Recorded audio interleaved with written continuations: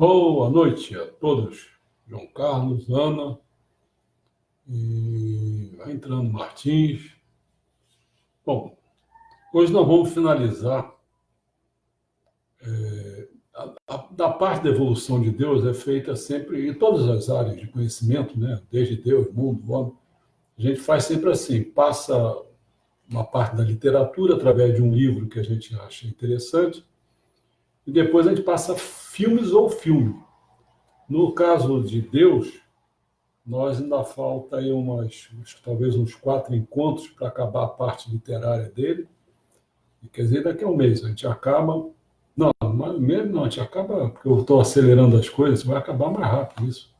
Bem mais rápido. Acho que essa semana, até segunda-feira, a gente acaba tudo.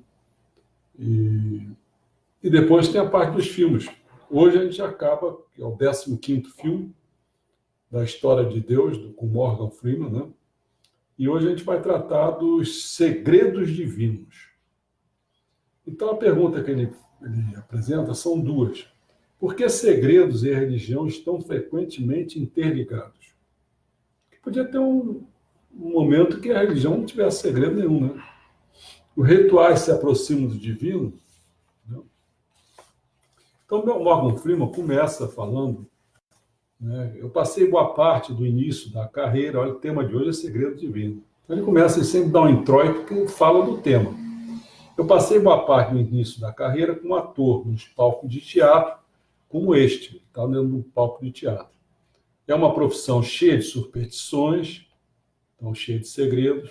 Por exemplo, um teatro não deve ficar completamente escuro. Então a luz fantasma fica no palco, acesa, mesmo quando não tem ninguém. Assobiar atrás do palco, completamente proibido. E tem uma certa peça shakespeariana cujo nome não deve ser pronunciado aqui dentro.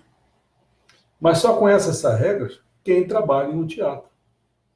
Muitas religiões guardam segredos também. Algumas têm uma hierarquia secreta de conhecimentos que só está disponível para sacerdotes em posição superior.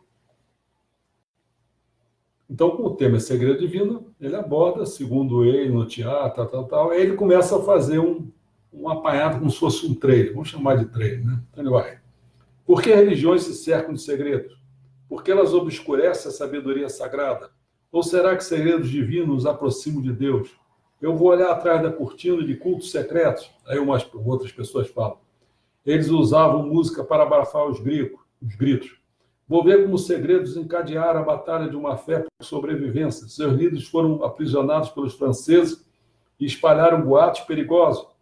Aí outra pessoa, os cristãos bebiam sangue de criança. Minha nossa, vou testemunhar o renascimento do sol. Vamos comemorar vibrantemente o retorno do Deus Sol. É uma crença há muito tempo reprimida. Vou aprender sobre a decodificação de segredos divinos. Deus codificou segredos sobre a realidade nesta Torá. Torá é a Bíblia fala assim, dos judeus, né?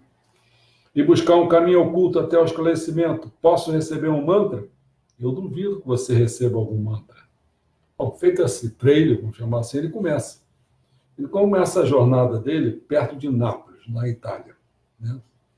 E é aquele lugar onde estava o Monte Vesúvio, que teve que congelou as coisas no tempo, né? E ele foi lá, nessa Vila dos Mistérios. Ele achou linda, maravilhosa, né?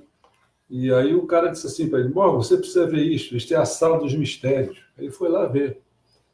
Meu Deus, ele falando. Ele falou, este é o salão pintado mais extraordinário de qualquer casa romana que eu conheço. E aí está o deus Dionísio, como é o Baco, né? O cara do vinho, né? Deus da bebida e tal. Aí até olhando nas pinturas, parece um pouco bêbado. Ele está completamente louco. E ao redor tem várias cenas que estão associadas ao culto de Dionísio. Aí ele mostra várias coisas assim desse culto, quer dizer, e ele vai tentando mostrar, né, que as orgias, aquelas coisas todas regadas a vinho, bacanais, tal, tudo feito em honra dele. E ele começa a observar naquelas coisas, né, que tinha, por exemplo, uma mulher surgindo na cena. Aí ele vê, essa mulher está completamente vestida. Mas após uma criança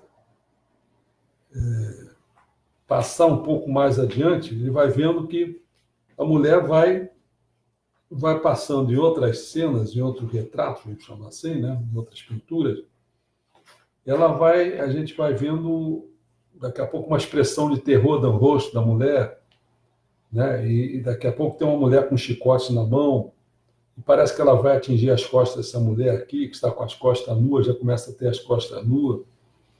E vai assim, né? Tem uma mulher pelada dançando, aí tem uns guizos, aí o cara, nas mãos, uma reclamação feita sobre o culto, é que eles usavam o som de música para abafar os gritos das pessoas, das chicotadas, essas coisas assim, né? E aí vem o falo, quer dizer, o pênis, né? Porque o falo tem uma ligação muito forte com Dionísio. O falo era o símbolo supremo do deus da fertilidade. E aí vai vendo os rituais de iniciação, os segredos mais ou menos revelados, e o afresco, que seria as pinturas, as coisas, né? Aí vê até uma menina se preparando, aparentemente, para o casamento. Essa forma de separar o cabelo em cachos era parte de uma tradição romana para o cabelo na cerimônia de casamento, né? Aí vê dois cupidos, um de cada lado, segurando um espelho, e vai por aí fora. O casamento parece sugerir o fim da iniciação. Agora a mulher está pronta para se devotar a Dionísio e para fazer parte do culto dele. Esta é a coisa mais fascinante de todas. Mas ele falou assim, mas peraí, eu contei 17 mulheres. Aí onde estão os homens? Né? Ele falou, não, esse é o culto das mulheres. Né? Então, ao redor do mundo grego-romano, a maioria dos membros do culto de Dionísio seria composta apenas de mulheres. Né? E aí tem uma hora que ele pergunta assim, um cara pergunta para o Morgan, sabe por que o mistério é chamado de mistério? O Morgan, não. É uma palavra grega, mustas, é alguém que foi iniciado. E a palavra mu em grego significa fique de boca calada. Quando você é iniciado, não pode revelar o que viu. Na maçonaria, quando a pessoa entra, uma das coisas que a pessoa faz logo de início é dizer o seguinte, ó, calado, só escuta. Aí de você, se você cismar de começar a querer fazer pergunta, falando, não sei o quê, não, calado, aprenda a ouvir. Né? Então, o culto de Dionísio usava vinho e sexo para se aproximar dos seus deuses. Mas parece que o sigilo de sua crença os ajudava a se conectar não só ao divino, mas também uns aos outros. Isso permitia que as iniciadas, principalmente mulheres, adorassem longe dos olhares curiosos de Roma. A sua religião secreta libertava, tal. Bom, nessa altura ele vai partir para uma outra situação. Ele vai lá para o Vietnã. Né? Ele começa conversando com uma pessoa, dizendo, mas peraí, por que desse olho aí? O que ele significa? Aí o camarada responde, o olho divino é símbolo de Deus. O olho divino está no coração de todos os seres humanos. Deus está em todos os lugares, ou seja, onipresente. Entendeu? Aí morre, isso é incrível. Aí falou assim, ó, tem 9 passos, representa os 9 estágios no céu. Como pode ver, tem 18 colunas cercadas por dragões. Ele representa as religiões combinadas do caodaísmo. Né? Então, ele mostra lá, como pode ver, no primeiro, no meio mesmo, o primeiro é Buda, depois do lado esquerdo tem o Lao Tse, que é do confucionismo, do taoísmo, aliás, e o Confúcio do confucionismo. E Jesus Cristo representando o cristianismo. Então tinha esses 4 deuses ali, mais Buda no centro. Né? E aí estava na hora do serviço, ele falou assim, olha, você não pode ficar em qualquer lugar. Né? Então, levaram ele para um determinado lugar, né? E o cara ficou contando a história. Disse que o caodaísmo era para unir as tradições de todas as religiões do mundo. Então, ela foi criada no Vietnã em 1926. O país estava sob controle de quê? Da administração francesa. Aí o Morgan, mas é só que os seus líderes foram presos pelos franceses, é verdade? Ele falou, houve um mal-entendido entre os franceses e o caudoísmo na época. O líder foi preso e enviado ao exílio por 5 anos. Mas, quando eles entenderam o propósito dessa religião, os franceses deixaram sua santidade e voltaram ao Vietnã. Eles só têm a ideia de unir as tradições e as religiões, né?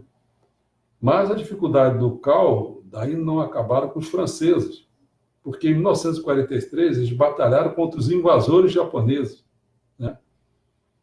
E aí foi isso assim, no final, ele fala assim, no início Deus, o Pai, se dividiu em outros seres, e essas pessoas desceram para a Terra e se tornaram médiums. Aí eu morro, mas esses médios foram usados para estabelecer a religião. Esses médios recebiam mensagem de Deus para estabelecer e escrever os regulamentos religiosos que agora são usados como a base do caudoísmo, né? Aí, todos os médios anteriores cumpriram seus deveres, estão novamente com Deus, tal. Então, agora o que vocês precisam? Precisam simplesmente seguir as regras e seguir em frente. E aí ele fala, os seguidores do Calda dizem que não precisam mais de sessões espíritas secretas, como se as coisas, os segredos divinos já foram ditos, agora seria para espalhar a mensagem da humanidade, amor e justiças universais, né? Bom, mas aí ele vai para onde? Volta lá para Katmandu, no Nepal, né? Para aprender sobre um budismo chamado Vajrayana, que traduzindo, seria o veículo de diamante. Tá? Veículo de diamante. Por que isso? Vamos ver. É um caminho acelerado para o esclarecimento dentro do budismo, né? Ele se encontrou lá com as pessoas e aí as pessoas lá falou até que os mantras vão cantar um determinado mantras, né? Que é um poder sagrado dos seres iluminados. Ele recita isso para evocar as energias divinas e avançar para o seu próprio esclarecimento. Eles falam os mantras para eles, ao mesmo tempo, evocar o seu esclarecimento. Mas como também é a mesma coisa, é privado, então esses mantras não são para mim. Mas o Morgan fala, mas por que tanto segredo? Se vai levar ao esclarecimento, né? Por que não revelar a todos? Aí, veículo de diamante, por que vocês usam esse termo? Diamante, você sabe, ele corta direto. Como ao usar uma espécie de diamante para cortar o vidro. E ele corta as concepções erradas. Por isso chamamos de diamante. Veículo é o processo, né, de fazer a coisa, de cortar as coisas no lugar certo. Aí o Morgan pergunta, se você fosse um aluno, poderia entrar no veículo de diamante? Aí o cara responde, primeiro temos que treinar muito para isso. Quando o Buda ensinou os veículos de diamante, ele não revelou para o público, ele só revelou para alguns alunos especiais. Morgan, mas por que esses mantras precisam ficar em segredo? Ele fala, sem o treinamento adequado, você pode usar o mantra de forma errada e causar mal aos outros e para si mesmo. Mas para si mesmo? Bom, no fundo ele viu que esses monges passaram anos e anos treinando a meditação, né? E o Morgan de novo, quais são as exigências no que diz respeito a tentar chegar ao esclarecimento? Isso aí é muito bom. Olha só. Quais são as exigências no que diz respeito a tentar chegar ao esclarecimento? Pega a gente e fala assim, como é que a gente vai ficar esclarecido com os ensinamentos do Messias Meixo Sama? Faz um paralelo. Olha como é que ele responde. A primeira exigência é a motivação. Então, tem gente que não tem espírito de busca nenhuma. Eu estou trocando é melhor dizer espírito de busca, é melhor falar cocorô. Quer dizer, aquele coração para querer aprender a verdade. Entendeu? A maioria esmagadora das pessoas não tem isso. Eles leem, mas não entendem nada, não fazem esforço nenhum para entender nenhum. não tem motivação. Esse é que é o problema. Né?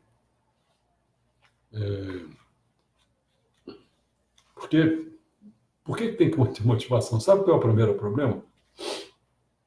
Sabe por que você tem que se motivar para aprender a ler as escrituras sagradas, quer seja a nossa ou outra? Sabe qual é? É porque você quer aprender para fazer bem aos outros, cara. Tem que ser uma coisa altruísta, pô.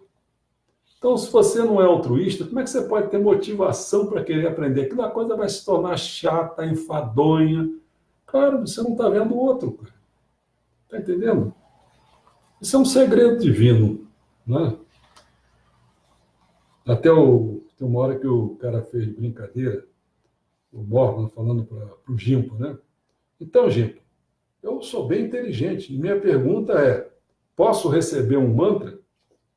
Aí o Gimpo falou assim, para o gravador, para o filme lá que ele estava fazendo, né? Está ligado? Está sim. Aí o cara, um mantra? Eu sei que você é muito inteligente, mas eu duvido que receba algum mantra. Não, é brincadeira. Tem níveis diferentes de mantras. Tem mantras que eu sempre trago bem para todos, quer tenha treinamento exigido ou não. Eu posso ensinar você. Aí o cara, o Morgan, pô, obrigado. Aí ele pegou, tradicionalmente, um mantra pode ser dado por um guru para um monge em processo de se tornar seu discípulo. Mas Jimpa vai abrir uma exceção, já que ele me considera um amigo espiritual. Aí ele fala assim, o mantra que nós vamos fazer é um mantra de aquele nome complicado. Avalokitesvara. Ele é o Buda da compaixão. Buda da compaixão? Esse mantra nos ajuda a expandir toda a compaixão ao universo. Eu vou lhe dar um mantra para você poder gerar motivação para si mesmo, para o bem de todos os seres vivos.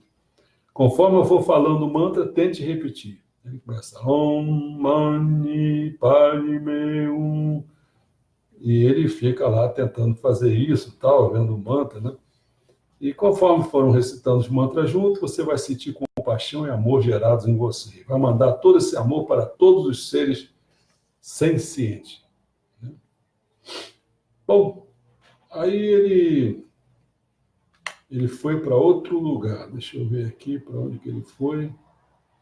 Ele foi para o sul da França, na cidade de Carpentras. Né? Então ele foi encontrar umas pessoas lá, né? E que foi saber sobre a Cabala. O que vocês estudam?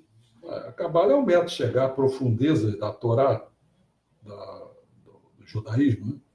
De todas as letras, todas as palavras, de recuperar através de combinação de letras, segredos que contam histórias diante da criação do tempo. Segredos divinos. Aquelas letras combinadas, tal, conta a história diante da criação do tempo. Você pode me mostrar? Eu adoraria ver isso. É claro que eu posso mostrar. Então, esse é o verdadeiro texto da Torá escrito à mão. É a palavra literal de Deus. Por onde devemos começar? Bem no começo, com um versículo que diz: no começo, Deus criou os céus e a terra. Olha só. No começo, Deus criou os céus e a terra. Então, a primeira palavra que geralmente traduzimos como no começo não significa necessariamente isso. Não, porque no começo de quê? Aí, tem uma dica na forma como a palavra está escrita. Né? Se ordenar essas palavras, né, significa que este texto não tem só informação. É uma coisa que nos une a Deus. E que equivale... O que insinua é que antes de Deus criar o mundo através da fala, antes de criar o mundo através da fala, ele imaginou o mundo. Ele pensou. Pensamento, palavra e ação. Lembra? E aí vem a questão crucial para ele. Falar assim, nós geralmente traduzimos como no começo Deus criou os céus e a terra. Mas em hebraico a ordem é a seguinte, olha só. No começo, ele criou Deus e os céus e a terra. Lembra que eu falei, ó, já disse, Deus Supremo, lá na camada 181, ele criou na dicotomia, ele criou no 180 Deus. Vamos dizer, criou primeiro o D+, e lá no zero criou o D0. Né? Depois ele foi se aproximando para criar o quê? O Deus na camada mais acima e lá para baixo mais Satanás, entendeu? Nessa dicotomia, ele foi lá em cima, lá embaixo, foi criando. Ele imaginou as coisas e foi criando. Então, não é absurdo pensar que, no começo, Deus criou Deus. Mas tem que entender no Deus Supremo, né? Bom, isso é incrível, ele achou muito interessante, né? Aí ele foi para Roma. Foi para Roma e foi ver uma casa que passou 1.500 anos escondida sobre uma igreja do século IV. Aí eles viram que tinha João e Paulo, eram dois homens jovens que haviam trabalhado na família do imperador Constantino.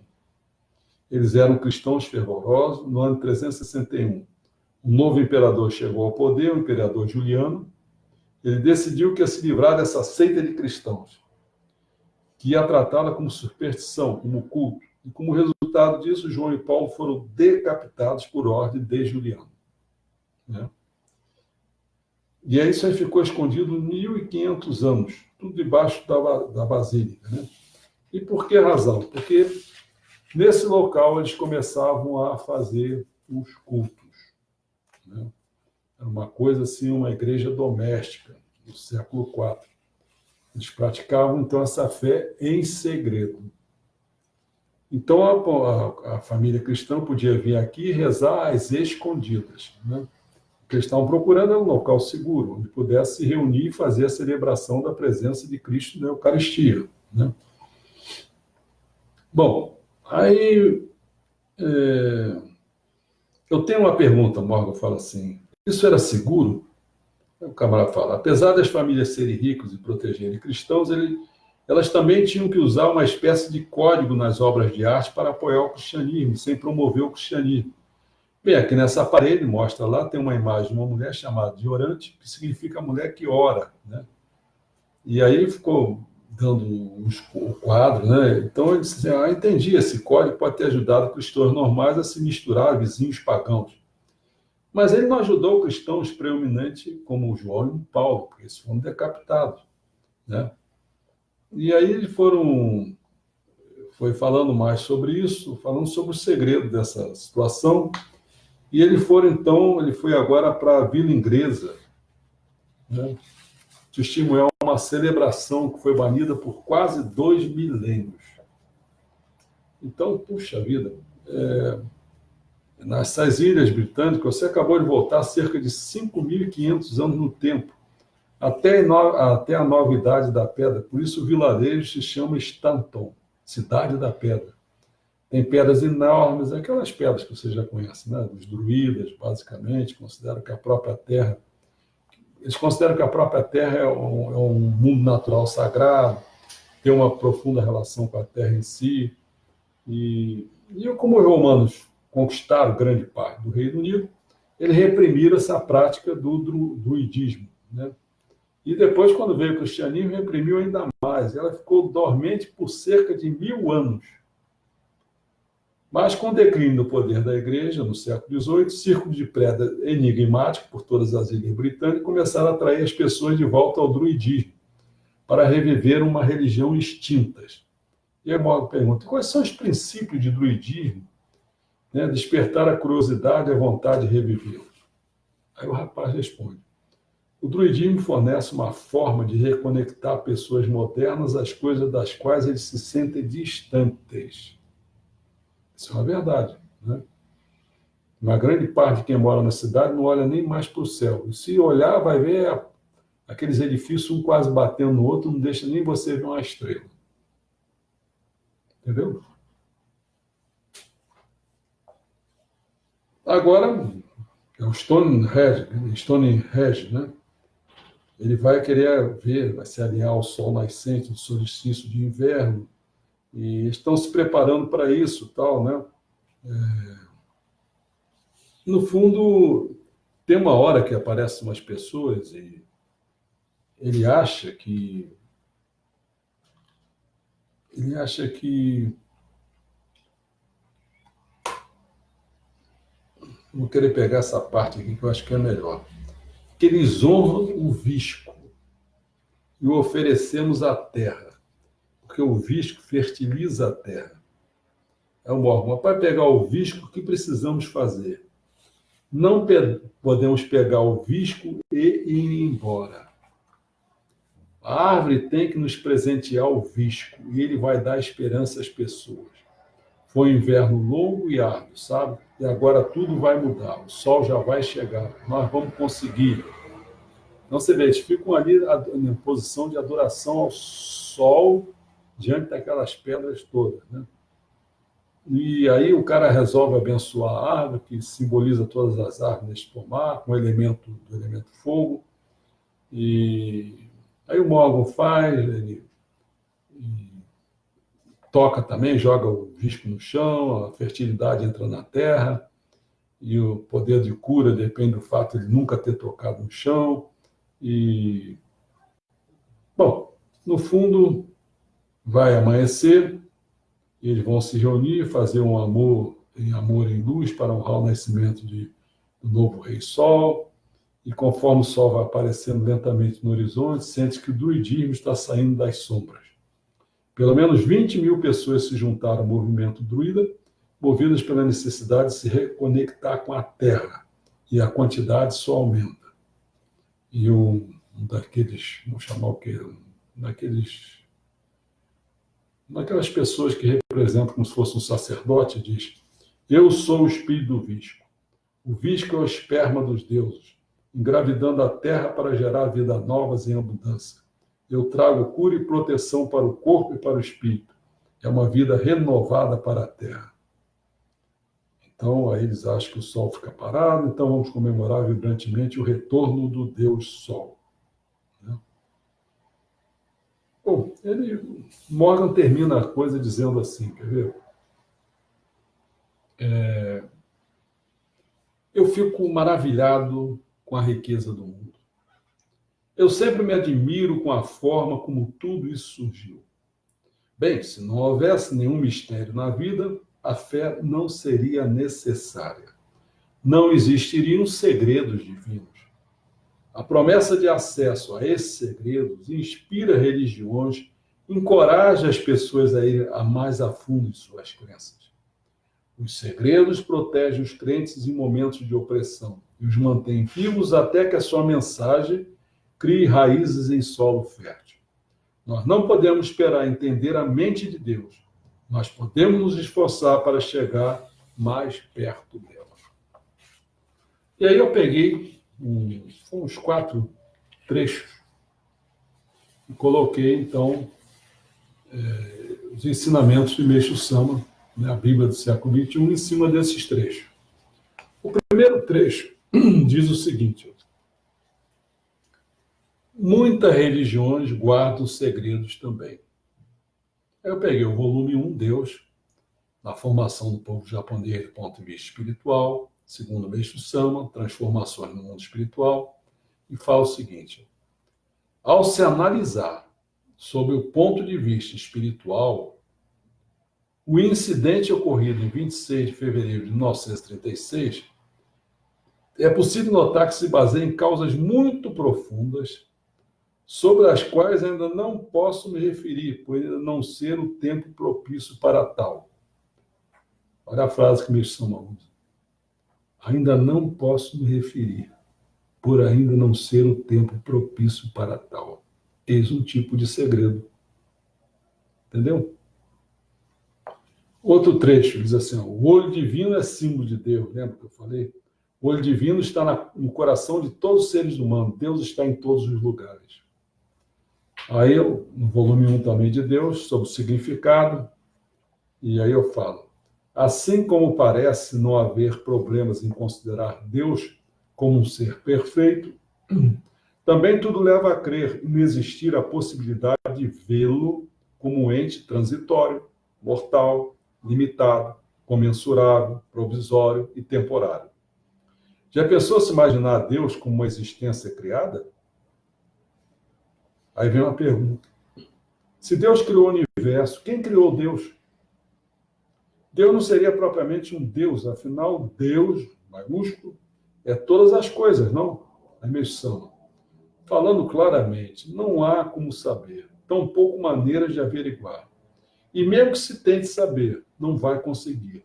Desista disso. Outro segredo. Mais um trecho. A primeira exigência é a motivação, lembra? Você precisa ter o pensamento altruísta, porque buscar esse esclarecimento não só para si, mas para vários seres sencientes, certo? Também Deus, falando sobre um método, eu vou aqui, ó. Convém, portanto, neste ano, que todos busquem constantemente a felicidade do próximo, procurar acumular virtudes no sentido de ajudar os outros.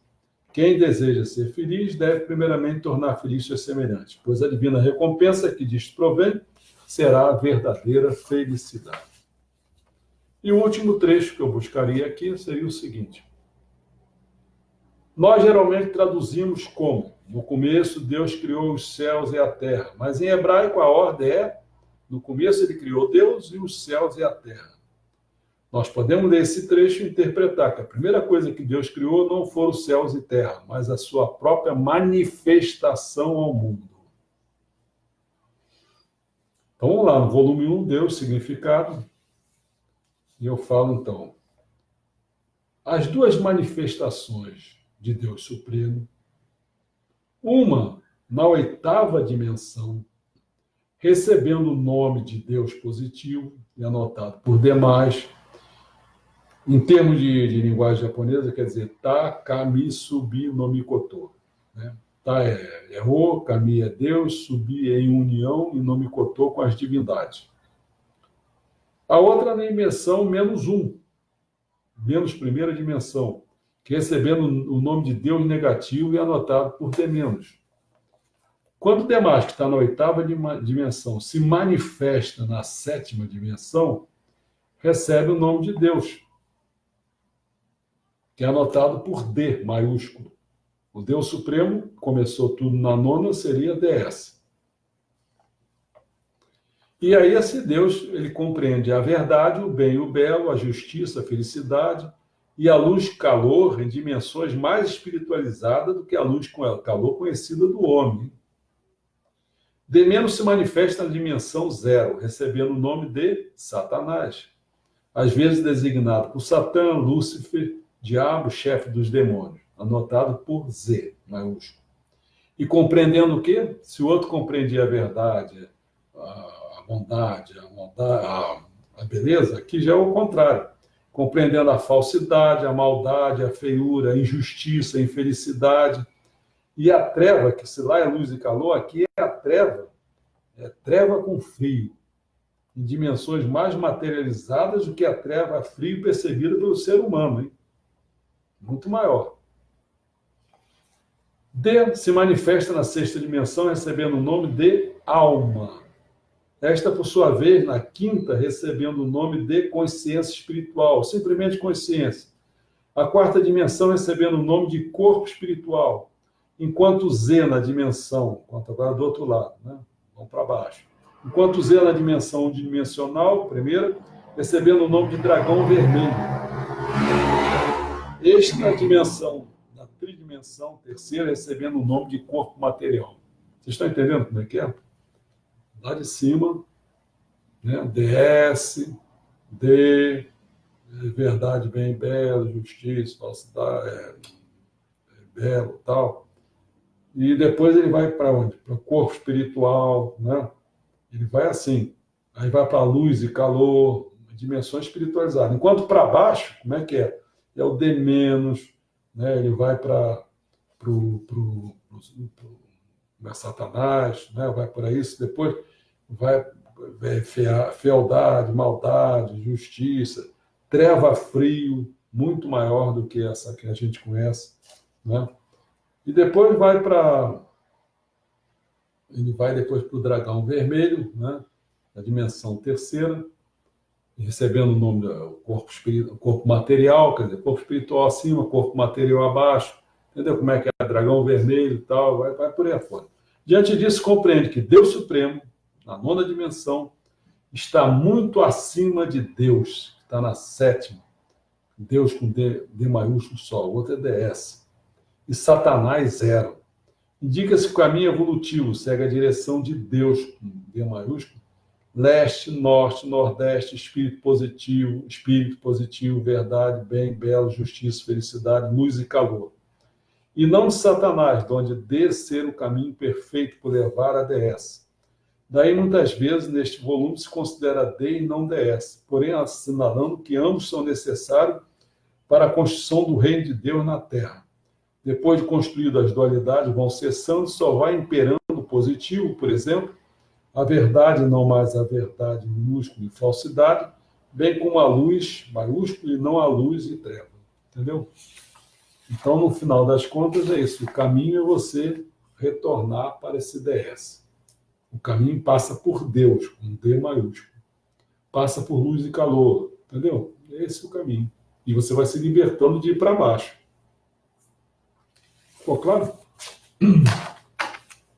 Tentei dar uma ideia assim, geral do que seria esse tema,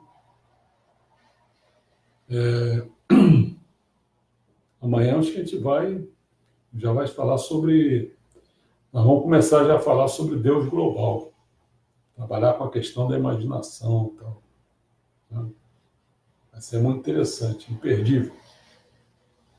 Bom, não sei se alguém quer falar alguma coisa. Tem várias pessoas aqui. Gregório, Sônia Pinto, lá de Portugal.